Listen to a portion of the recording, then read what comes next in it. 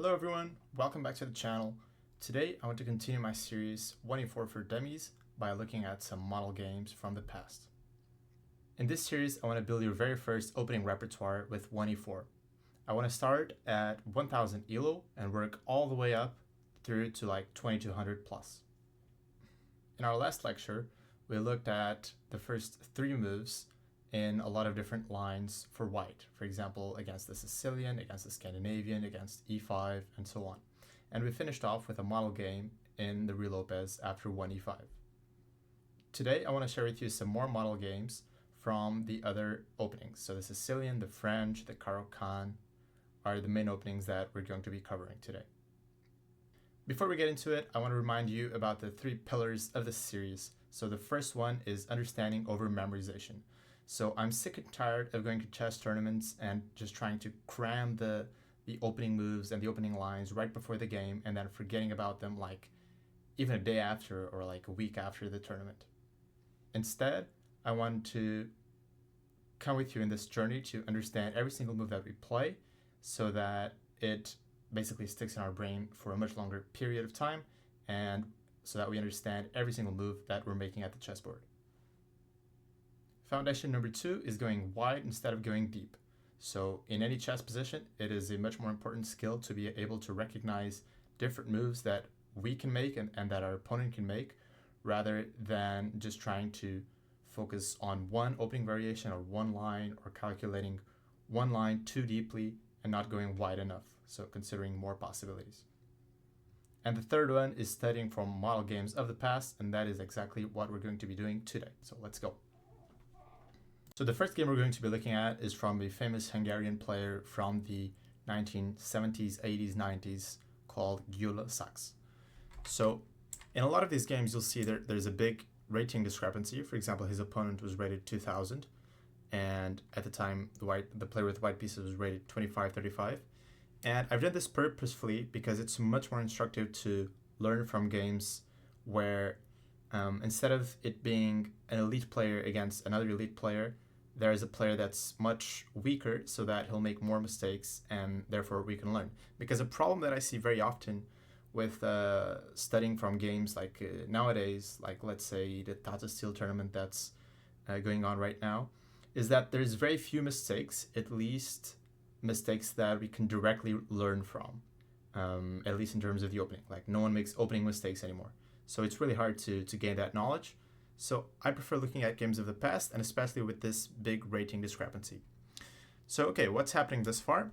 We got our knight out, and black played this move d6. So why did black play this move d6 instead of developing? Well, the reason is actually quite simple. He wants to play knight f6, but if he were to do it immediately, we could play e5 and start kicking around this knight. So he goes d6 first. Okay, we go d4. So he grabs space in the center, takes. Now knight f6, knight c3, and he goes a6. So this is a very popular, actually the most popular chess variation of all time, which is called the Najdorf variation of the Sicilian defense. And it is a bit more tricky to understand this move a6. So the point is that many times black wants to play e5 and dislodge this knight from d4.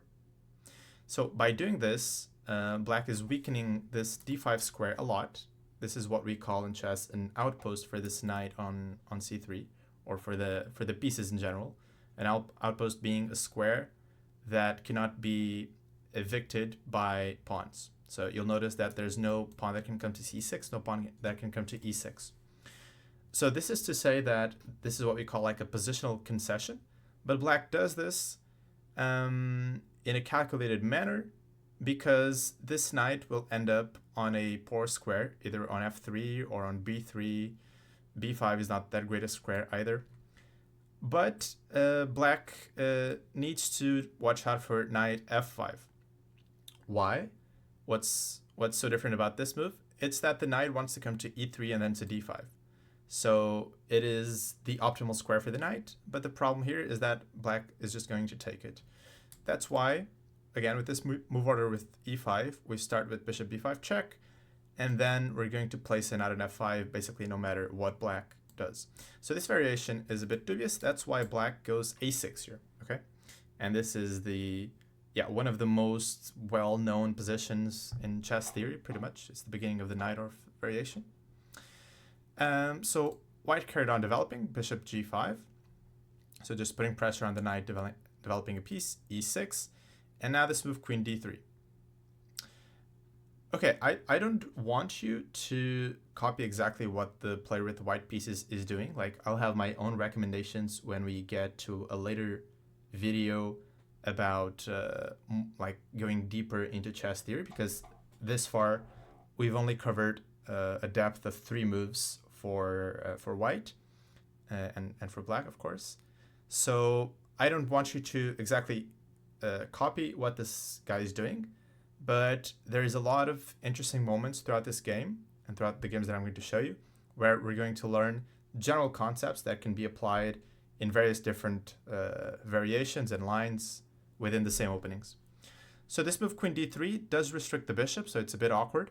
But as you'll see in the game, like, white's idea is to go bishop e2, bishop f3 later. And meanwhile, he is paving the way for long castles. So some more development, knight bd7. Knight c6 is also an idea in these Sicilians, but the knight is usually quite well placed on d7, as it remains quite flexible. It can go to e5 or c5 later, and black often wants to play b5 and then put the bishop on b7. Okay, so white plays f4. This is part of his plan. You'll notice one important thing about this variation and about the Sicilian defense in general. It is a counter-attacking opening for black. Okay, so it's called the Sicilian defense, but it's actually one of the more aggressive openings that there are for black. And so in a lot of lines, what's happening is that we will get opposite side castling. Okay, so what does this mean in terms of our plans in the middle game? Well, first off, we'll finish development with like bishop e2 probably. But what the opposite side castling means is that both players are going to start throwing the pawns at each other's kings and going for mate. That's usually the game plan when we castle an opposite flanks. So white is going to go like bishop e2, g4, h4, at some point take this one, and carry on like g5, h5. And black, on the other hand, is looking to play b5 in some moment, and then possibly b4, a5, a4. So it's quite similar in conceptual terms what both players are looking for. But okay, black did not commit to castles yet. He played queen c7, which is a good move because it prepares b5. If the queen were still back on d8, there would be knight c6. Okay, bishop f3. So this was white's idea. And now he takes on f6, unprovoked. It's an interesting decision because what he wants, black ended up taking with the pawn, which you can see is a bit weird. Again, we don't want to have doubled pawns unless there's a concrete meaning or unless like we have to. We ideally want to do without doubling our pawns, like in general. The pawns are much stronger like side by side than one in front of the other. So why did black do that? Well, the point is that after knight takes f6, white wanted to go e5. And now this initiates a more concrete phase of the game. And the details are not that important, but the big picture is that if black is to take this pawn, which he probably should do, white wanted to sacrifice the knight on b5. It is a temporary sacrifice. It's more of a tactic than a sacrifice because then we're taking with a check and taking the bishop. Okay. So black ended up taking with the pawn. Okay, now an instructive move in this position is just to play king b1. Okay. So you'll notice that when white castles long, the king is a bit exposed here on c1. So we always want to take it away on b1. Okay, so after king b1, black played knight c5, attacking the queen. White moved it away. And now b4. And you'll notice that black's play is going to be a bit inconsistent now, because he goes b4, evicting the knight, and then he castles long. Okay? And you'll notice that this is usually a mistake in these Sicilians, because like black's king is wide open, right? So the only reason why this is like playable and not that bad is that there are a lot of pieces around the king. But even so, it is a rather risky and probably just dubious strategy. And if black wanted to do this, it would probably be a better idea to do this before going b4. So the more extended these pawns are, basically the easier it is going to be for white to attack them and open up lines. So that's exactly what he did. c3, take, king b8. Now he played f5. So white's trying to get something going in the center as well. And black played this move e5. So this was a big positional mistake. So you'll notice that now the d5 square is once again what we call an outpost. And earlier in the game, I told you that the basic point of the knight orf is that black in a lot of positions wants to play e5. For example, let's say against bishop e3. e5 is the main move. And yeah, the knight goes somewhere. But this is not as bad because, again, this is a more calculated way of giving up this square. You'll notice that this knight is very far away from reaching the d5 square. And if we put a piece on d5 like a knight, black's just going to take it with something. And now this is no longer a problem because it's no longer like a hole in a black's camp, right? Now, if we come back to the current position, you'll notice that this is a completely different story because look at white's knights and the rook and look at black's control over the d5 square, right? There's a bishop on b7, which anyways doesn't want to get traded because it's one of the few pieces that's defending the king. So this is a case where this weakness on d5 is really felt. So black shouldn't have played this. He should have held on tight with the pawn on e6 and did something else, okay? So after knight c2, knight d7, white just went straight in with knight d5, takes. A couple of remarks about this position. You'll notice that our king is much safer than its counterpart, right? If black could like teleport a pawn from like f7 to b7 or something, his chances would improve dramatically, even though the square on d5 would still be a big problem. But this king being wide open is definitely black's major issue here. And white's play is quite simple, so we don't want to trade queens, we just want to attack the king and exploit basically all these weaknesses, the square on d5, the pawn on a6. This bishop will easily find some life here on e2, whereas this one on e7 is not such a happy camper. So knight b6, knight b4. Okay, some sort of flashy tactics. The idea is actually not to take on e6, which would be a fork, but then in the end, let's put this king somewhere intelligent. Maybe there isn't an intelligent square for the king, but let's put it on c8. The point is that our queen is also hanging in the end, so instead he just wanted to sacrifice the exchange. Also, this wasn't necessary. Okay, we could just remove the rook here, but the player with white pieces, of course, was exceptionally strong, and he found this idea. And now there's just a huge difference in the piece quality. The rook just comes to d3, it's gonna come to b3, pinning the queen to the king and then taking it. And black is just completely toast here because, yeah, it's mainly because of the king being open and the difference in piece quality. So now white just finds this sequence to simplify the game, trades the queens, which we don't want to do in general, but here we are winning more material. And yeah, in terms of this imbalance of the two pieces against the rook, it is usually good for the two pieces unless black like gets a lot of pawns and a lot of mobility for the pawns. And one of the aspects that I look for the most when I'm evaluating these imbalances, like especially in the endgames, is whether or not the pieces have good supported squares, especially the knights. The knights need outposts, like the square on d5, also the square on c4 is somewhat of an outpost, the square on e3, and so on.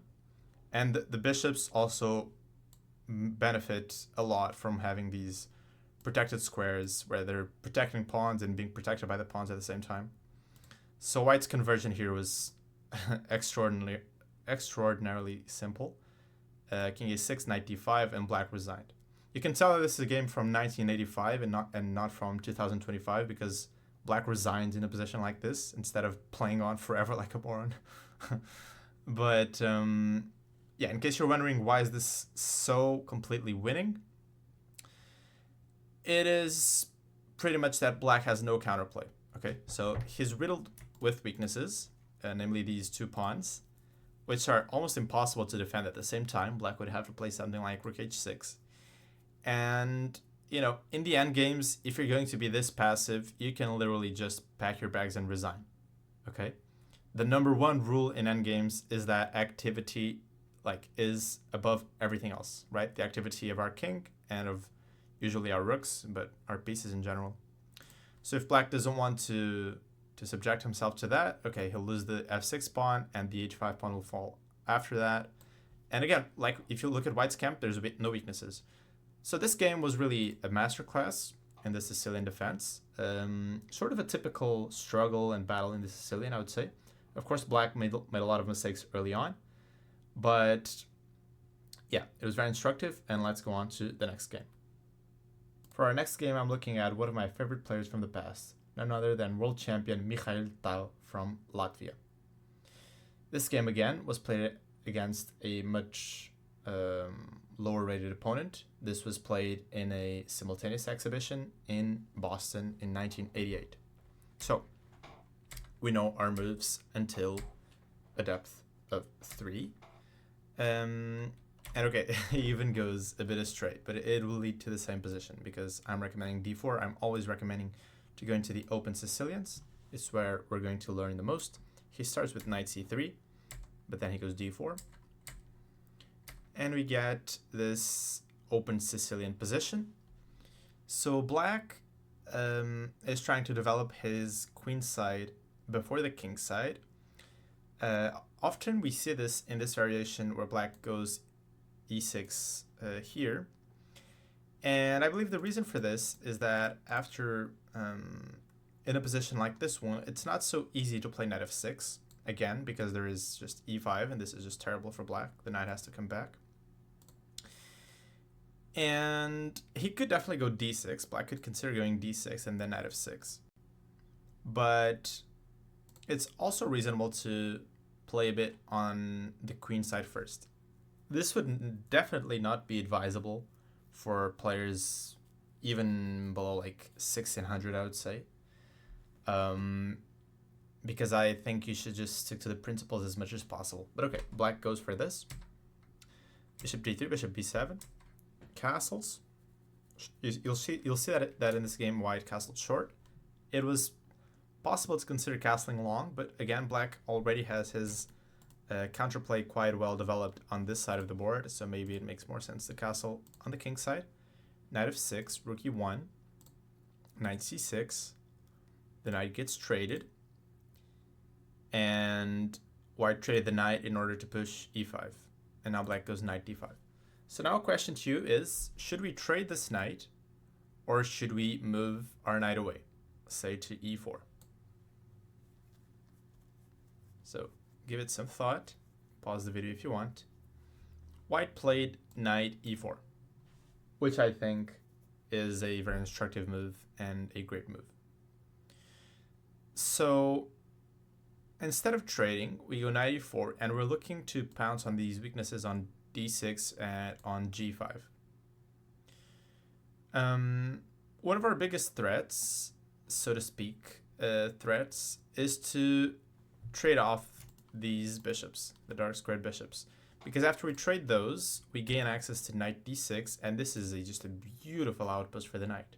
You'll notice that this square on d5, in many ways, it is sort of an outpost, not theoretically, because this pawn can attack it and expel this knight in the future, while this square on d6 is theoretically and practically an outpost. So it would be really beneficial to trade off these bishops. That's why black's next move is a mistake. He goes d6, And okay, this doesn't trade the bishops, but it allows us to also trade the knight for the bishop, which is anyways very good. This is another important concept. We don't really want to give up bishops for knights early in the game without a clear justification. And the reason for that is that there's this thing in chess called the bishop pair. So basically they figured out that the two bishops together work much better than just one bishop alone. So like having the two bishops is not is like it's just stronger than having like a bishop and knight combo or say two knights. At any rate, white played bishop g5, gaining a tempo on the queen. You'll notice that this developing move with bishop e7 is just not possible because there's knight takes d6 check, taking advantage of this pin. So black moves the queen away, and now takes queen h5.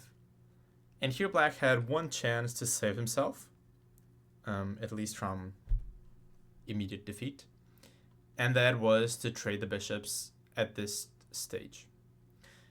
The reason here is more concrete than anything else, and if you're a bit confused as to why I was advocating for trading for white, wanting to trade the bishops earlier, and now the best move for black is to retreat the bishop and trade the bishops. The reason is that before there was a pawn on e5 and a pawn on d7, so this outpost on d6 existed. So without the presence of these pawns, this trade is much more harmless. Okay. Instead, black played knight f4. This is a big mistake, and now there's this tactical sequence, which is not that easy to find, at least for the elo that we're currently looking at. So knight takes d6, now bishop takes f4, and why is white trading off all the pieces? Does he want a draw? Probably not, since his 1,200 points rated above his opponent. The point is that there exists this move, rook e6, which is very nice. So utilizing this pin. So now, as in most tall games, the opponent's king is dragged towards the center of the board. And let's see how he finishes it off. So rook e3, a calm move. Calm before the storm, as they say. Now queen c5.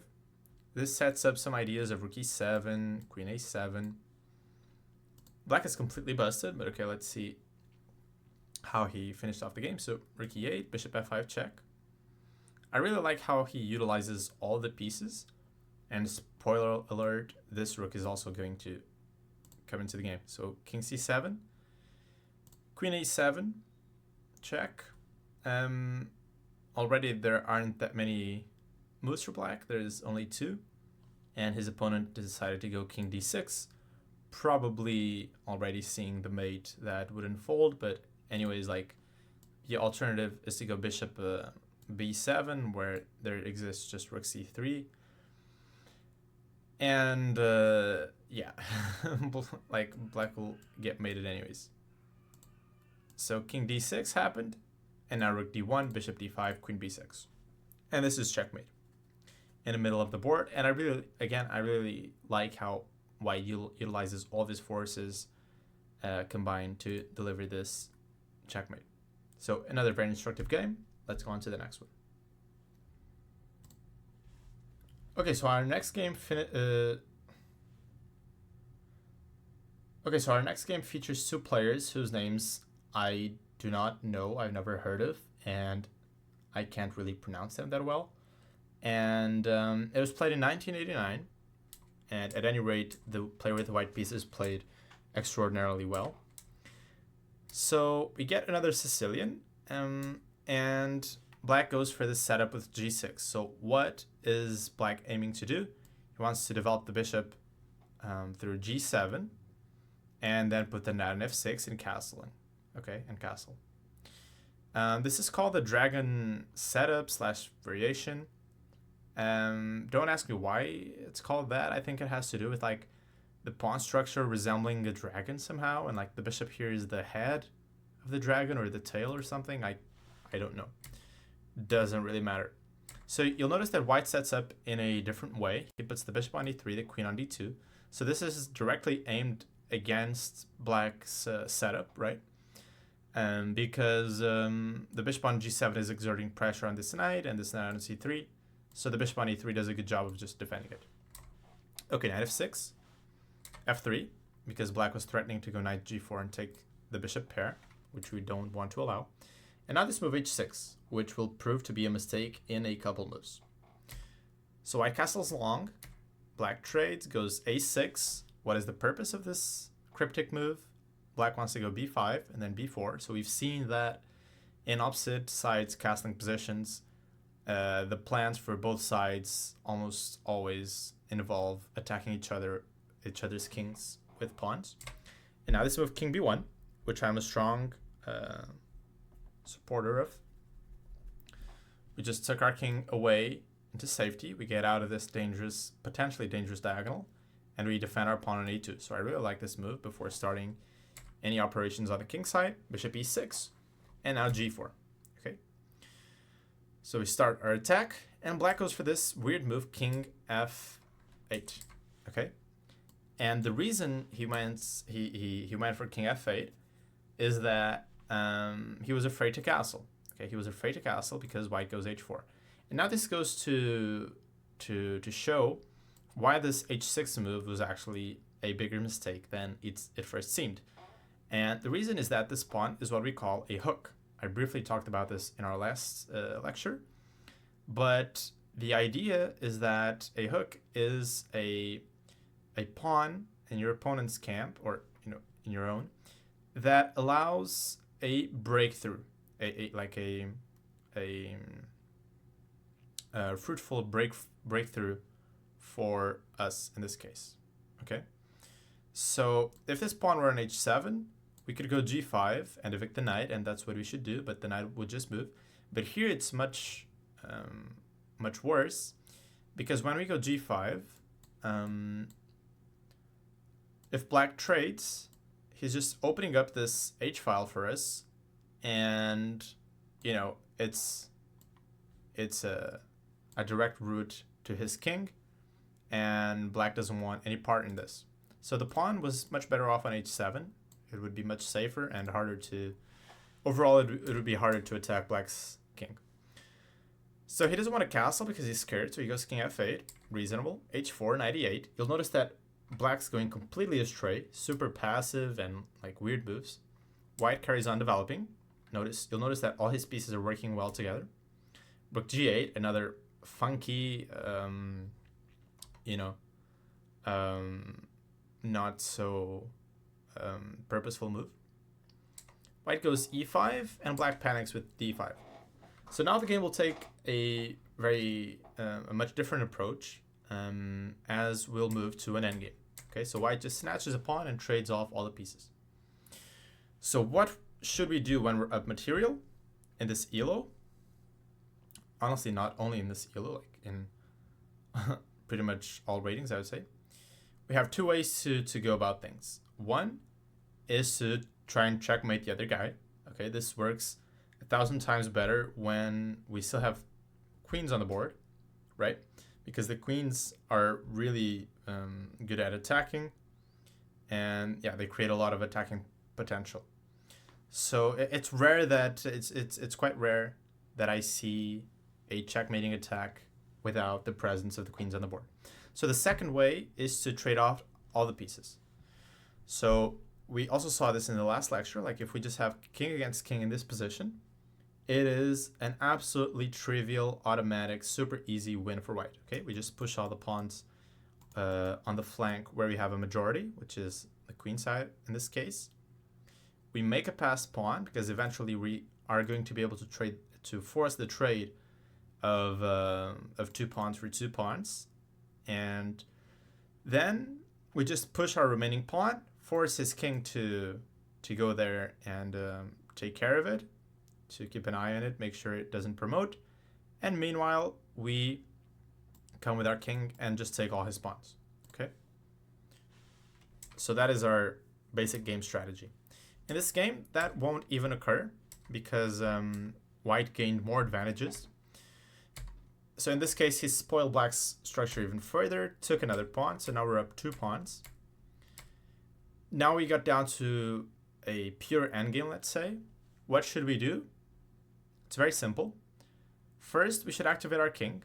So the kings have to be hidden at during most of the game, because there's a lot of pieces on the board and there's a high risk of getting mated.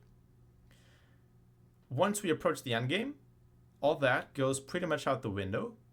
It's very rare that there would be mating constructions. And instead, we want to bring our king as close to the action as possible, okay? So in this case, I want to bring my king to c5, c4, e4, anywhere where it's like active and either defending my pawns and close to the center or attacking his pawns. And after we do that, we're just going to advance our passed pawns, okay? So there's this famous quote by Bobby Fischer, passed pawns must be pushed. And that is also what we will see in this game. So black tries to find a little bit of counterplay, but he is just lacking one too many pawns. These moves are not that important. And now the last thing I want to talk about in this game is the 2 connected passed pawns, okay? So in some instances, even the two connected passers can win against a rook, granted that they're far enough advanced. Here it wouldn't be the case, okay? The pawns are just too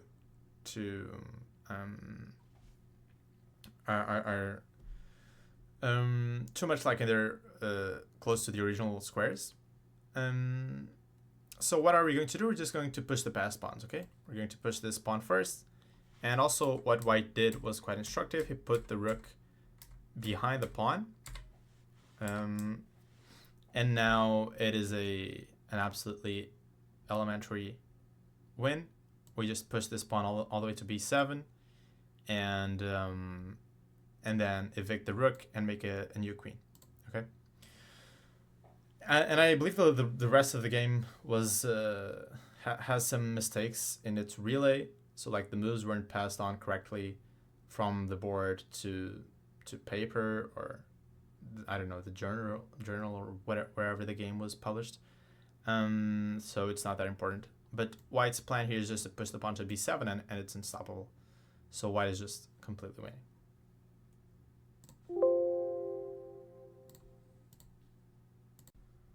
Our next game again features the legendary world champion Mikhail Tal with the white pieces.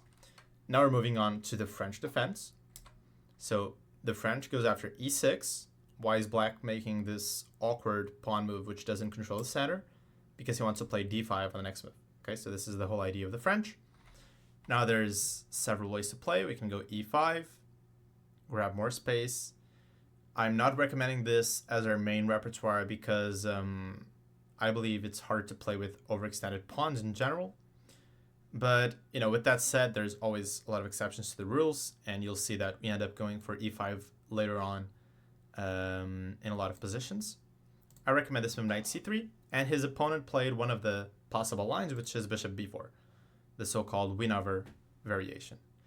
It is extremely sharp, and in lower rated games, black is prone to make huge mistakes early on, okay? So with this move, he does threaten to take our pawn, so now it makes a lot of sense to push it. And black's main move here is c5, counter-attacking in the center of the board. Instead, black already made a big mistake with this move, bishop d7. And white immediately took advantage of this move and showcased one important concept in this opening. So queen g4 is the correct move here. Now you'll notice that, I believe I even said this in the last video, that our queen shouldn't be coming out too early because it's our most valuable piece, and it's just going to lose, we're going to lose a lot of time by having to move it more times, since black can develop with tempo.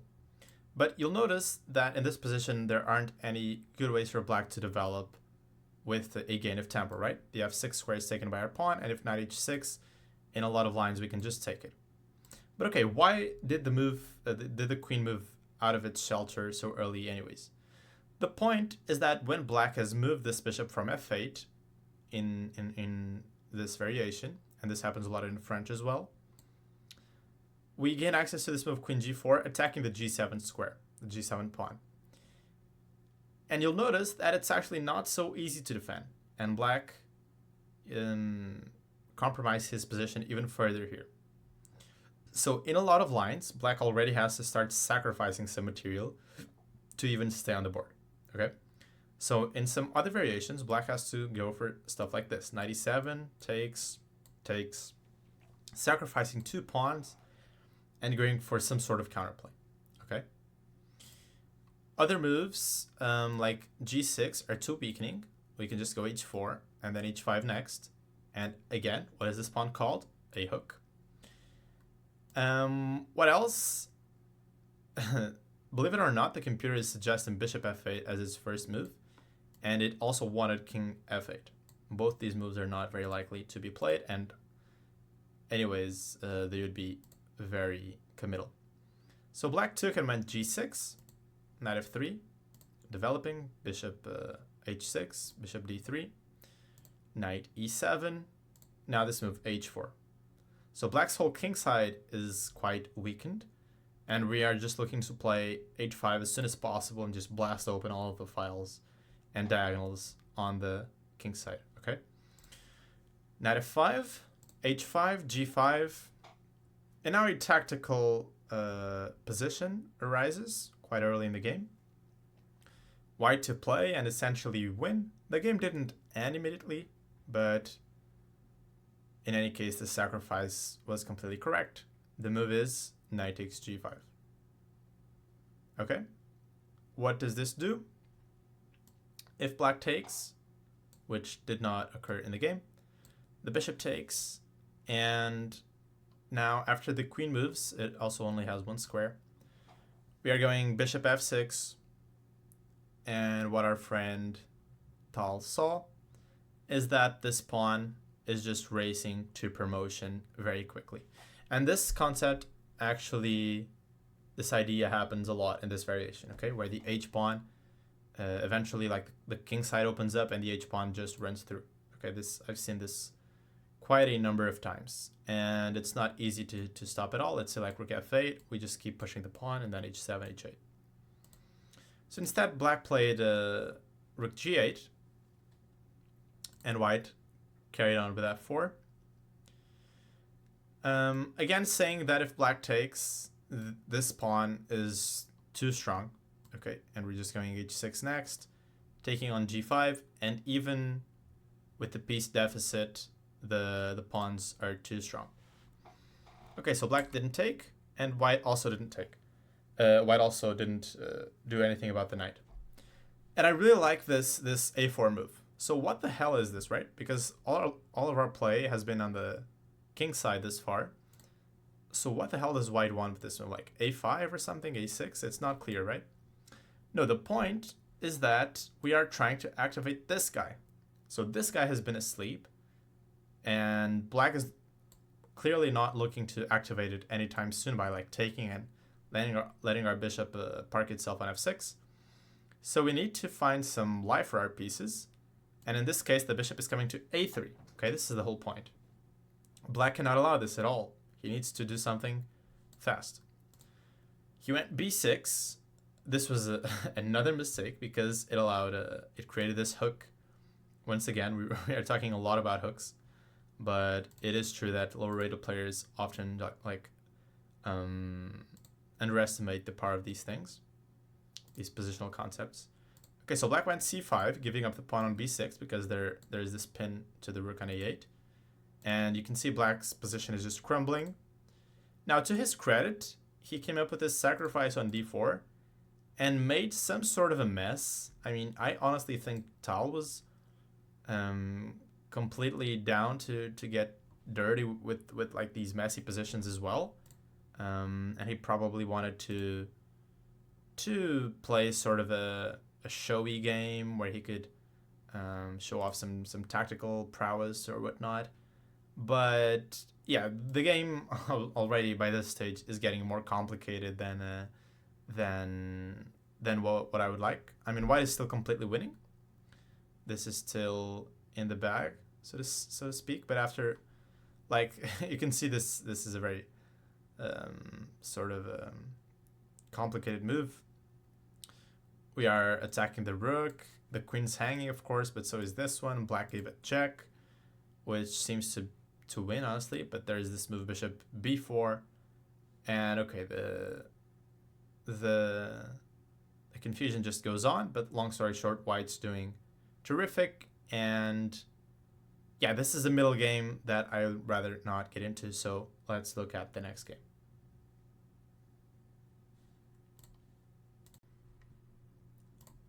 Okay, for our next game, we keep on our crusade of Mikhail Tal's games.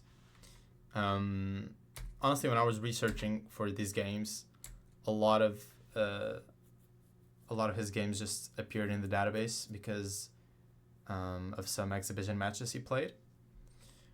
So again, his opponent goes for the win over defense, or variation, e5, and there will be a lot of mistakes early on in this game, which are really insightful and where we can from which we can learn a lot.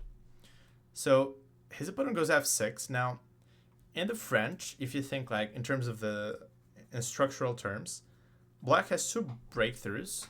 One is with c5, which he should have done, and it's the main move here. And another one is with f6. So f6 conceptually is not a bad move, and even here it's not such a bad move. But black should probably look to do this once he is more developed. Okay. White carried on developing his pieces and defending the pawn at the same time. So in general, we shouldn't really take on f6. Okay. It's rare that this is a good move in the French, because this pawn on e5 is really claiming some space and gripping black's position quite tightly.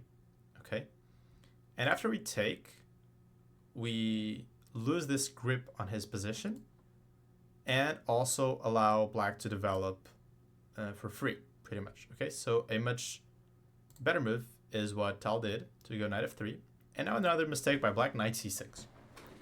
Okay, so as I was saying, the soul of the French are these pawn breaks with c5 and with f6.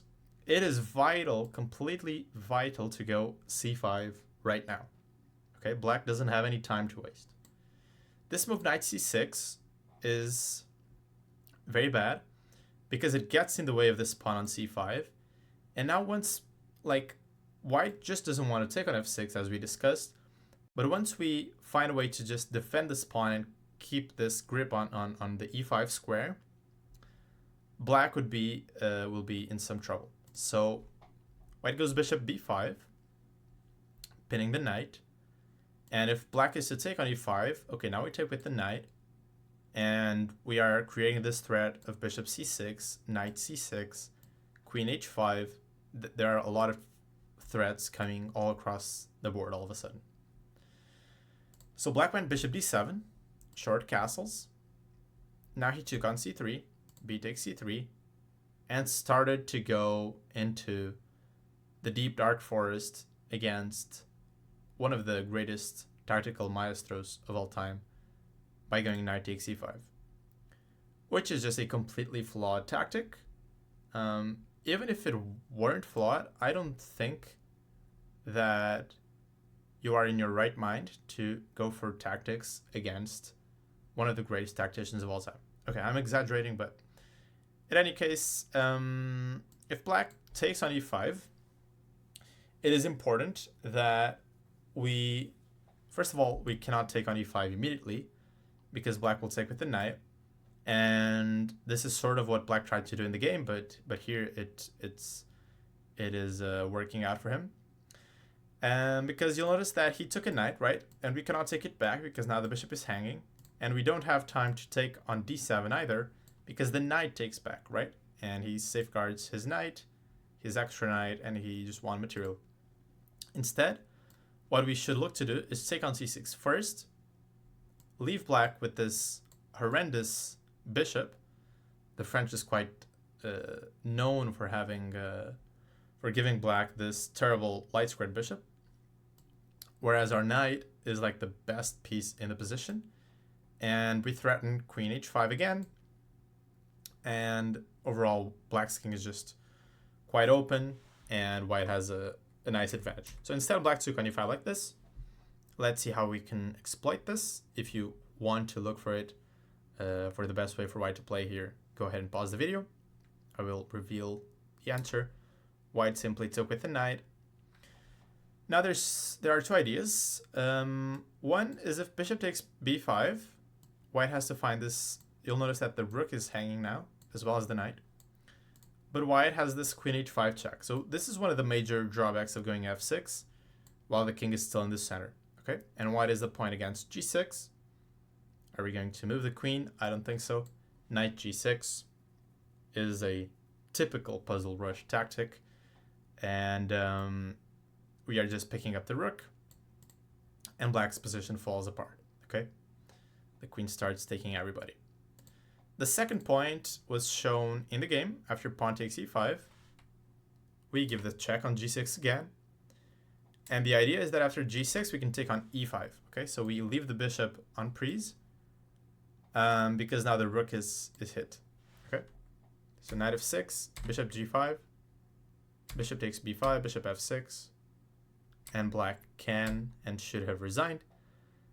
But okay, we get to see how a 2600 world champion converts being up a piece.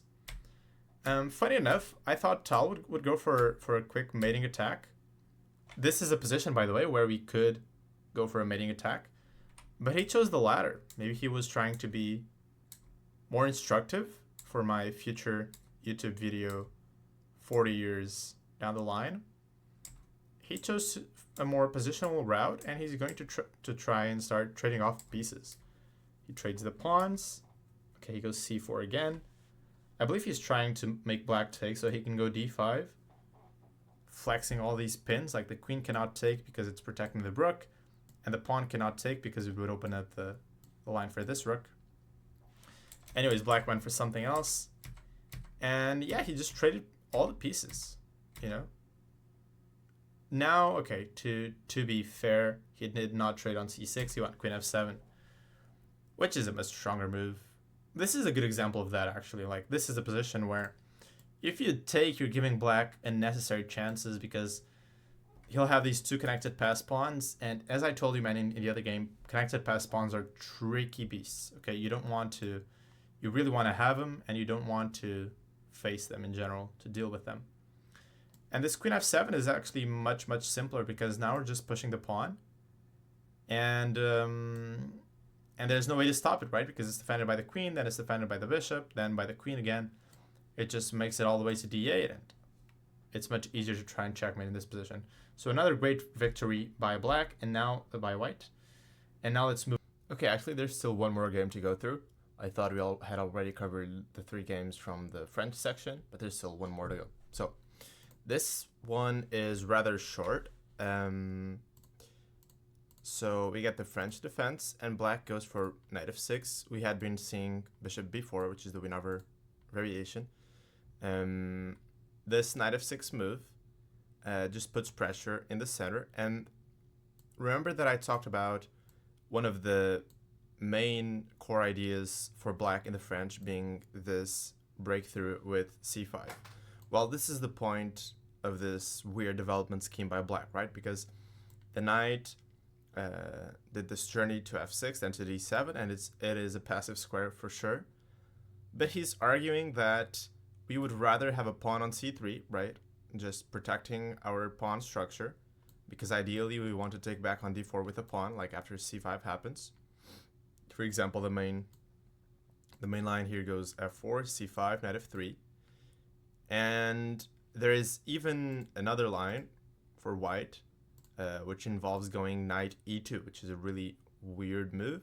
And the sole point of this is to meet c5 with c3, keeping the pawn structure intact, right? If he takes, we just stay with the pawn. So that's the whole point of this weird maneuver by black. And there, as I said, this is the main line, and we have our own ways to play as well. But Tal went for this line. Yeah, it's Tal again with the white pieces. He went for this line with bishop g5. So what is the point of this pin? Well, if black takes on e4, we can just take back, and the knight is pinned to the queen, right? So instead, black went for bishop b4 in this position, and white decided to trade on d5. Okay, it's not a particularly interesting way to play the opening because in general, once we trade here on d5 in the French, the position becomes very symmetrical and there aren't as many. It's not as exciting, let's put it that way. Okay, so white carried on developing his pieces. Knight e2, rook e8. He castled short. Bishop e6.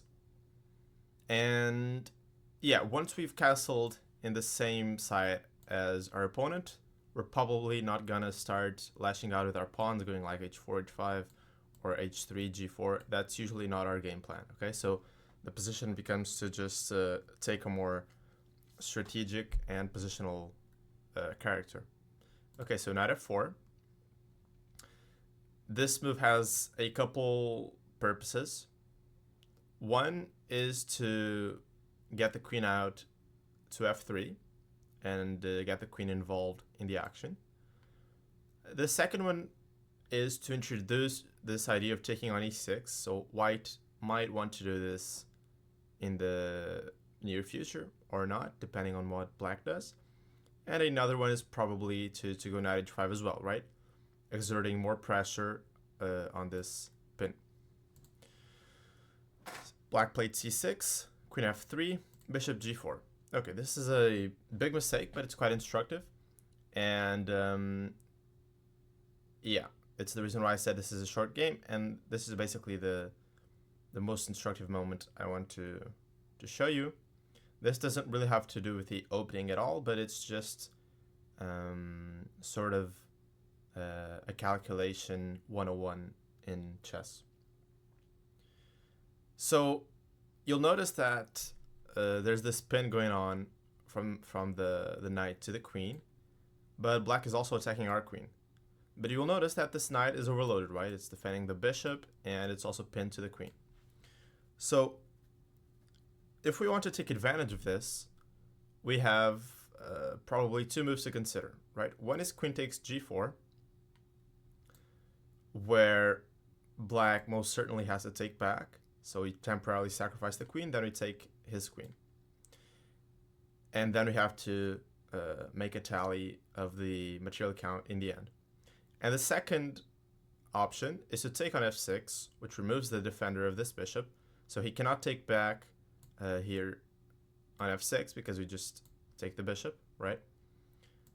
Instead, he needs to take on f3, and then our bishop that's on f6 takes on d8, and then he takes back. And the only difficult thing here for a beginner player is to visualize or count up the pieces in the end and make sure that there's no hallucinations like a knight that you thought was there that was already taken and stuff like this.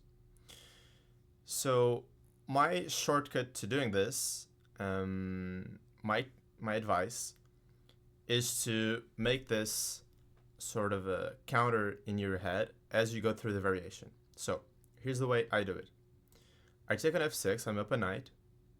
He takes on f3, so he's got a queen for a knight. Then I take his queen on d8, so I'm still up a knight. And you have to make some sort of an effort here to visualize that position. But in that position, this bishop has nothing to do on f3, so black needs to take on d8. So the material is even for a second, and then we take on f3, and I am still up that knight. So let's go through it again. Up a knight, down a queen for a knight, took the queen back, so up a knight again. He took the bishop, so now we're even, like knight for bishop. But then I take his bishop, and I'm up a knight again. And with some practice, you'll see that this is quite easy to do. And this is exactly what happens in the game. Okay, black threw in this bishop takes c3, pawn takes c3, which didn't really change matters much, and he took on g2. This is what we call a desperado sacrifice, which is when you have something to take, but first you know that something of yours is going to get taken as well, so you start sacrificing it to at least gain some more material for it. But here it's just a very bad instance of the desperado sacrifice, because usually that when that happens, well, then like black would be winning material, like a pawn or something. But here he's lacking the bishop, right? So black just miscalculated, and it's instructive. Okay, so the rest of the game is not that interesting. White tried to trade off more pieces. Black escaped with the knight, and the rook got to the 7th. Okay, this is honestly instructive as well. So the rooks in the endgames are best placed along the 7th rank. Why is this? For a couple of reasons. So in the endgames, we want to be targeting pawns as much as possible with our pieces, usually our rooks, and we want to tie down the enemy's pieces to the defense of those pawns.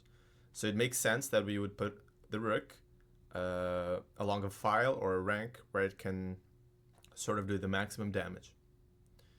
And you'll see that in the 7th rank, usually there's a lot of pawns. The second thing is cutting off the opponent's king. So again, the king is a very important piece in the endgame. It should be active. So like black would ideally like this king to be on d6.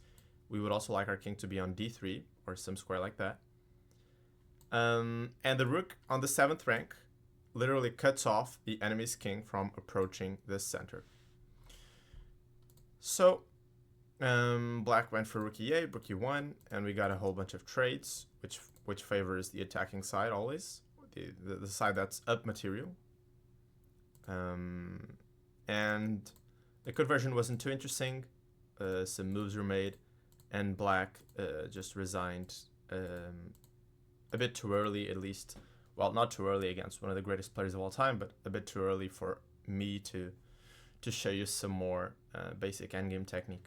Okay, so now we can actually move on to the Caro-Kann. Okay, let's move on to the Caro-Kann. So we are looking at a game from Viktor Lvojevic Korchnoi, who was a legendary player from the 20th century.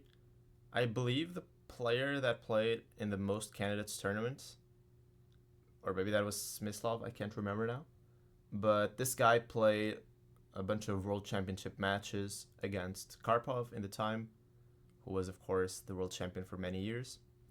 And let's learn from this game. So this game came from a different move order. White started with d4. Of course, we are starting with e4, but it quickly transposed to the so-called Caro-Kann defense. So what is like the soul of this opening? Well, the idea, you'll notice that the structure tends to resemble a French a lot of times. So the French would be this, but with the pawn on e6 instead of the pawn being on c6. And the difference is quite obvious. This bishop is still open. So what black wants to do generally is get the bishop out of the pawn structure and only then close it, okay? And then go for the French breakthrough with c5. So the position resembles a French in a lot of ways, but black wants to get the bishop out first. Okay, so the line that I'm proposing goes like this: knight c3. Black usually takes on e4. We take back, and in this particular game, black played knight d7. It's one of the possible moves. Black can also go like knight f6, bishop f5, like developing moves. He chose to go knight d7 because he wants to go knight f6 and offer an exchange of knights without giving us the chance to spoil his pawn structure. So knight f3, knight f6, knight g5, a bit of a creative move. And now a mistake by black, or at least an inaccuracy, which is this e6 move. And I think it's quite instructive. So if you play these openings from the black side, like the Caro-Kann or the French, especially the Caro-Kann, as I told you, the soul of the opening, basically, the basic point is that you want to get the bishop out before closing the structure. So it's usually a bad sign that black is doing this, going e6, before getting the bishop out to like g4 or f5, okay? So a better way to go for black would be to go h3, h6, knight h3, and strike in the center with c5. And then later on, probably play b6 and bishop b7. Okay. So instead he goes e6, bishop d3, bishop e7, castles, castles, knight e5. This is an instructive move. You'll see that the knight finds a great semi-outpost here on e5 a lot of times. It's not a literal outpost because black will have the option in the future to go f6, but it's quite difficult to arrange that, at least in the current position. And the knight on e5 is quite annoying. It's not easy to get rid of it by just trading it, because what happens after pawn takes is that we are breaking through on the h7 pawn. Okay, so after the knight moves, we take on h7, and this is just lights out. So black cannot take that. He even went away. You'll still notice that this bishop is a big problem in black's position. Okay, c3, just defending the pawn on d4. Bishop d7, queen f3. Again, getting the queen involved.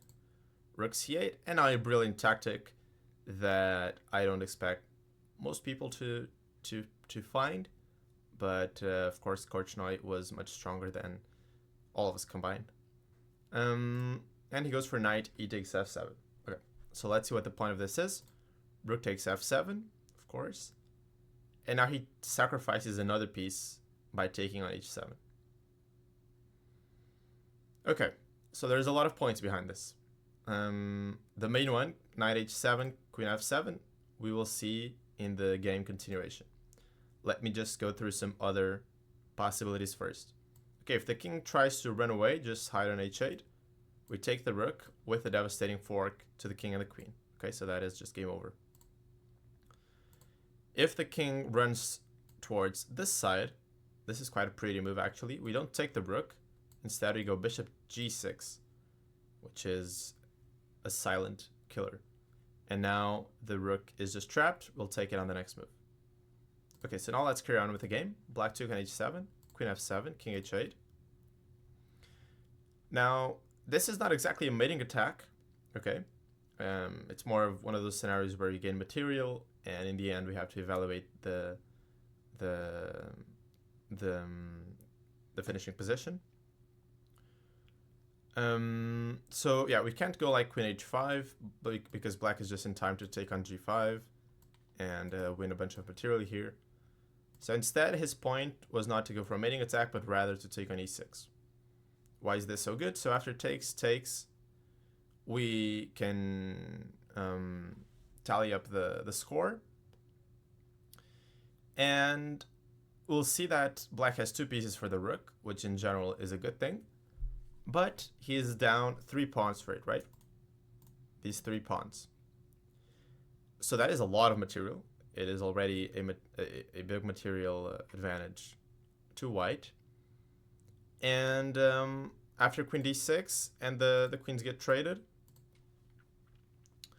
as I told you in the last game, the number one thing that I look for in these 2 pieces versus rook imbalances are whether or not the pieces have outposts and squares that are defended by the pawns, ideally close to the center. Okay, so the bishop is well placed on f6.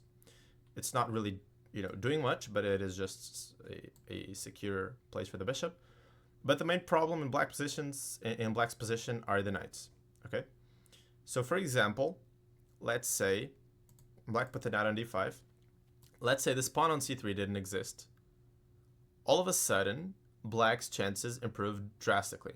Okay, they improve a lot because this knight becomes an outpost, and it is really important to be able to have these squares where the rooks can't touch it and there's no pawns that can get there. But since we still have the c3 pawn, we always have this option to go c4, and black is pretty much in a lot of trouble, long story short. So you can see he tries to gain some activity, but it is not going to go that far because white's position is impenetrable. Okay, rook d1, knight c7, bishop d6, and now a nice finish by white.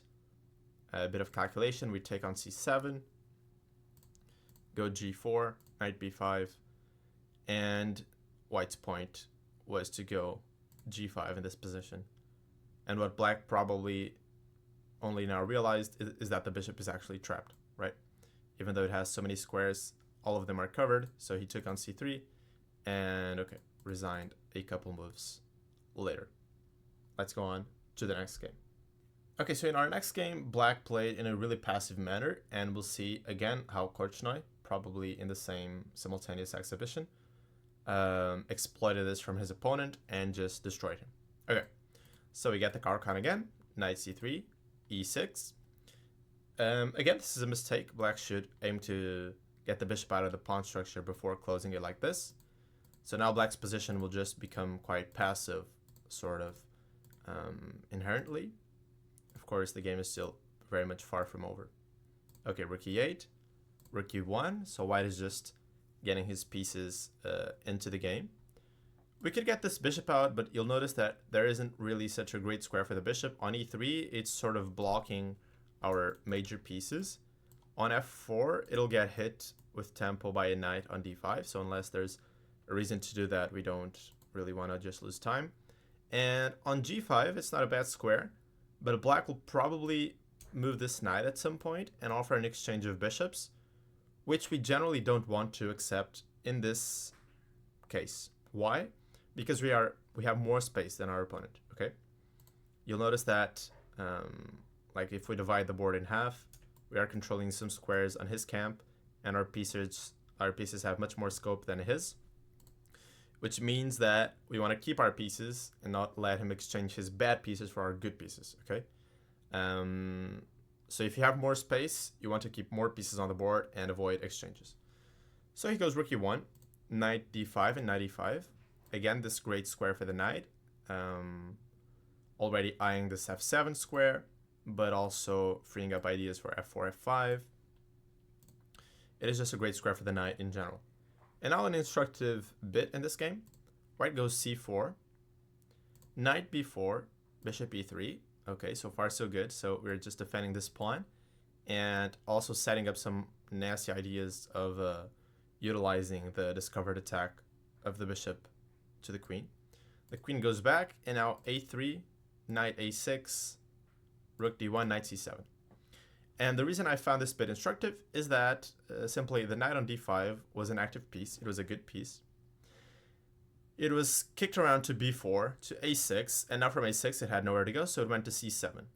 So you'll notice how white gained more of an advantage by restricting black's position and black's pieces even further, okay? So sometimes, a lot of times in chess, you don't have to necessarily do things yourself, but if you worsen the opponent's position, then you are gaining more advantage, okay? So black's position got much, much worse. Okay, so now white is getting this bishop out of the way, and we'll see why momentarily. White wants to swing this rook into the attack, okay? So black is ultra passive, but we still have to break through somewhere, somehow. And so the way he'll do this is by bringing more pieces into the action, okay? So this bishop is coming to c2 later on, hitting this pawn on h7, and the rook now wants to join the party either on g3 or on h3. So if you can't see an immediate way to break through the opponent's position, try to bring more pieces into the action. Ideally, all of your pieces. Okay, rook e8 again. You can see black's play is completely aimless. I believe, like, first of all, the knight from b8 went to d7, b6, d5, b4, a6, c7, e8, and to f6. It's still alive somehow. Black's rook did this, like e8, f8. It's just juggling around there. And the queen also has been lurking around these squares forever. So white is just slowly building up his game. Yeah, again, queen d8. There's really no rush. Okay, bishop h6. This is a pin, so black needs to defend it. And you can see how patient white is being, right? You haven't seen any rushed moves from him. He's being quite controlled and restrained in the way he's attacking. h4, queen c7, h5. Black is completely oblivious to what white is doing. And finally, we get a breakthrough. So why do you think white has been pushing this pawn, which seemingly doesn't do anything?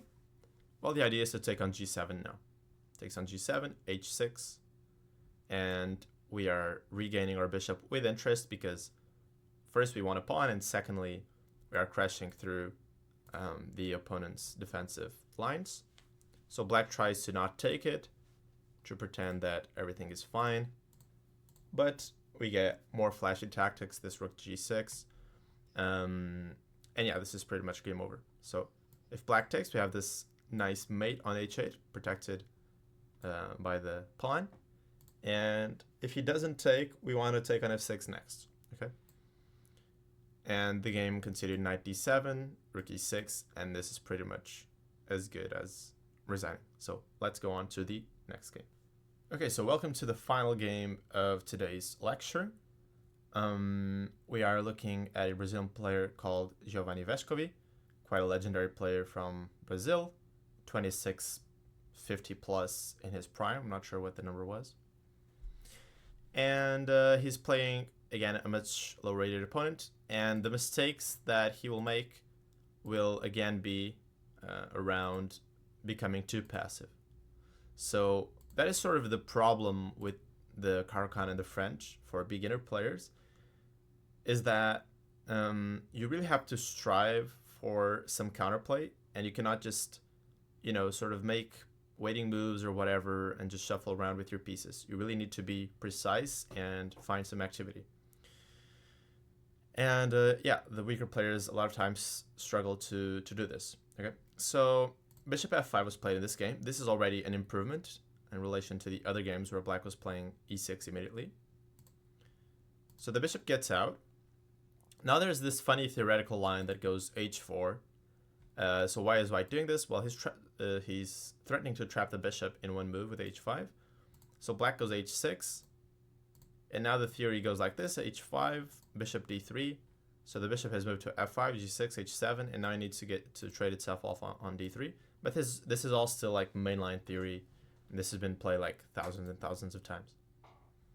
So white is claiming that this pawn advancement is sort of clamping down on black's king side, and it also the fact that black has been provoked to play h6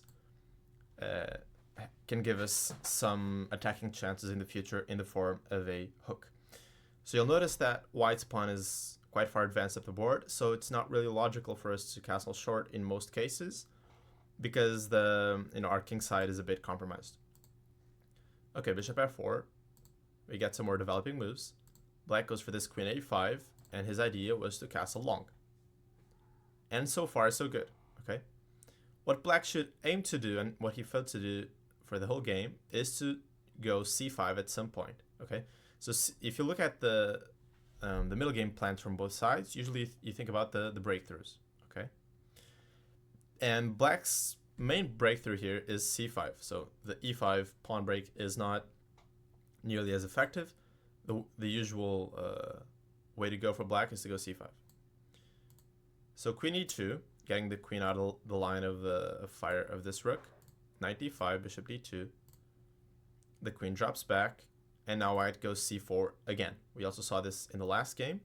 So white is gaining space and restricting the opponent's pieces. Okay, knight e4. These ones get traded. The reason why he traded this is that the knight on g3 is completely useless. Okay, so he just trades it, knight f6, and drops back. And he claims that the position improved somewhat. It also improved from black's perspective because he's passive and he wants to exchange pieces. So I think it's just sort of a neutral exchange. King b8, g3, setting up some ideas in the future of bishop f4. The king tucks itself away on a8, and now bishop c3. And by this stage, already it starts to become too late for black to think about c5. Okay. So if black goes c5, we can probably just go d5. And after pawn takes, we can start by taking this knight on f6, removing the defender of the pawn, and black's structure is completely compromised. The bishop is bad.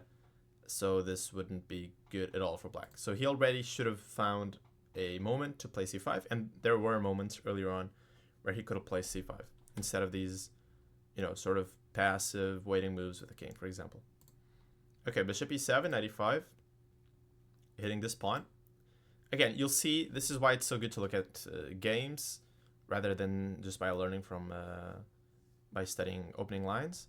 You'll see that a lot of concepts and the way in which they set up their pieces is very similar across the different variations and lines in the Caro-Kann. Okay, and this goes for all chess openings, of course. So this square on e5 is also always a great sort of outpost, semi-outpost for the knight. Okay, so now white gets on setting up his breakthrough with f4 and g5. And black, again, goes super passive. And this will be pretty much the reason for his quick demise. So now we're hitting this knight that didn't need to go to h7 at all.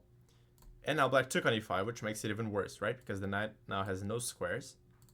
Black trades on d1, goes rook d8. This is the only thing he can do, and this was his idea, because the knight is trapped. So he goes rook d8, and he says, okay, if you trade on d8 and get greedy, I might mate you on d1.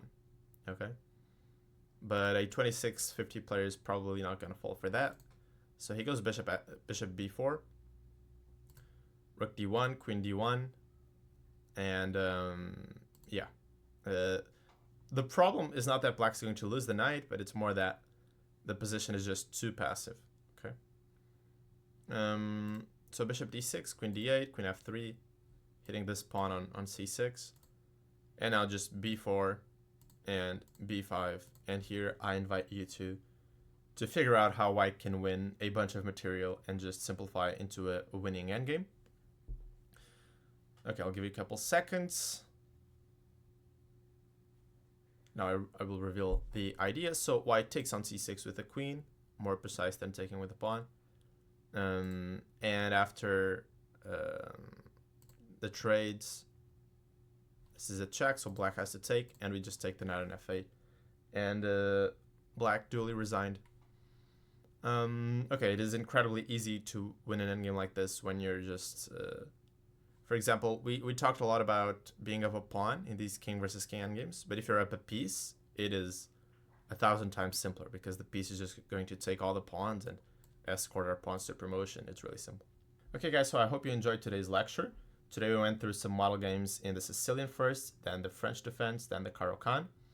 And in our next lecture, we are going to take a step up to 1200, look at some more opening lines very briefly, and then go through model games and introduce hopefully some new concepts in the model games in a slightly more advanced setting.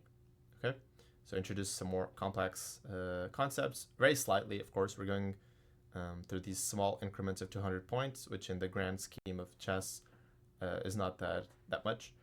So yeah, I hope you enjoyed today's lecture, and I'll see you soon with the next video, guys. Bye.